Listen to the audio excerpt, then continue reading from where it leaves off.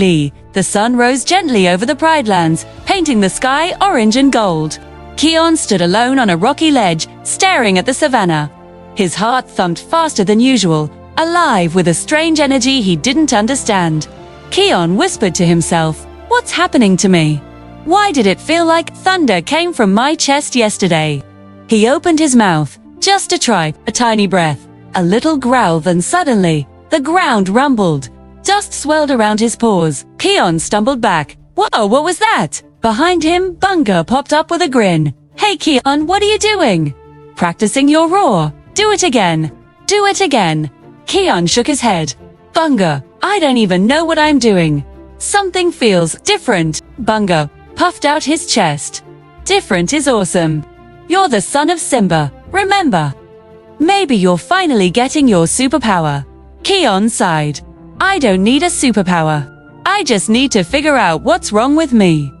Before Bunga could answer, wind brushed through the trees. Rafiki approached slowly, tapping his staff on the ground.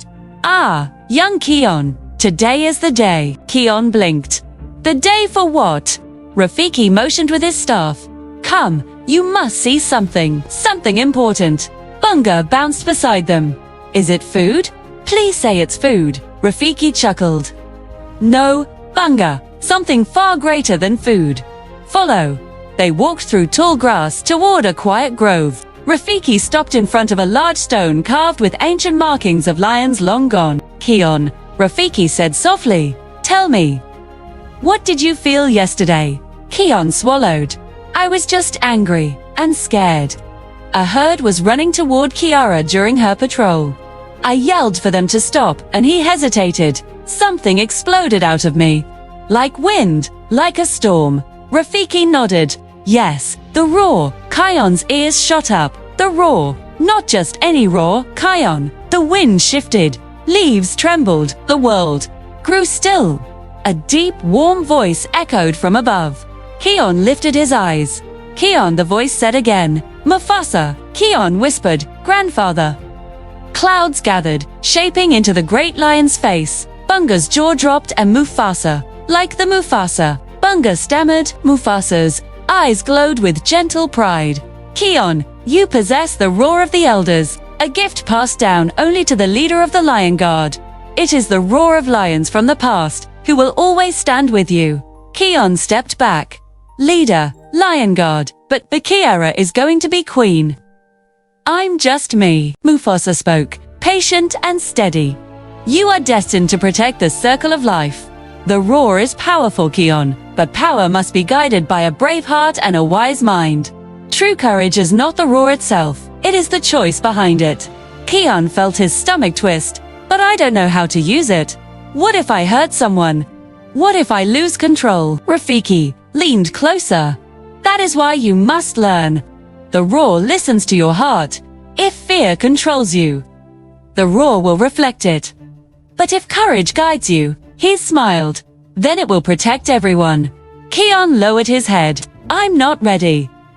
Suddenly, a loud cry echoed from across the plains. Ono swooped overhead. "Keon! Bunga! Emergency!" "There's a gazelle trapped in a mud pit by the river." Bunga grabbed Kion's shoulder. "Come on! Looks like a perfect chance to test your whatever it is." Kion hesitated. "I don't even know what I'm doing." Mufasa's voice echoed gently. "Trust yourself, Keon. Trust what is already inside you." Keon took a breath and ran. They reached the riverbank. A young gazelle splashed wildly, sinking deeper. "Help, somebody!" Bunga yelled. "We've got you." Keon scanned the river. The mud was too thick to pull her out by force. The river current grew stronger. There wasn't much time. Kion's heart pounded. "Keon!" Ono called out. "The ground around the mud pit is cracking. You have seconds." Keon stepped forward. "Hold on, I'm going to try something." He felt the energy buzz inside him again, rising from his chest, filling his throat. He aimed his roar toward the slope knot, at the gazelle, hoping to push the mud away. He opened his mouth. A gust of powerful wind blasted out, swirling in a wild spiral, lifting mud into the air. The roar shook the ground. Birds scattered into the sky. Bunga toppled backward from the force. The mud slid away from the gazelle, freeing her legs. She scrambled out safely, panting. "Thank you," she cried before running off. Keon gasped for breath. I did it." Ono landed beside him. That was incredible. Not very controlled, but incredible. Bunga hugged him so tight, Keon nearly fell. "Dude, that was the coolest thing I've ever seen." Keon looked at his paws, but it was too strong. "What if I hurt someone next time?" Rafiki appeared behind him. But you did not hurt anyone. Because your heart meant to save, not destroy." Keon stared into the distance, thinking. Later, he stood alone at Pride Rock. The sky was pink with sunset. His father Simba approached quietly. "Kion," Simba said, "Rafiki told me what happened." Kion lowered his head. "Dad, I don't know if I can control it." Simba sat beside him. "I didn't know if I was ready to be king when Mufasa told me. Courage isn't about knowing everything.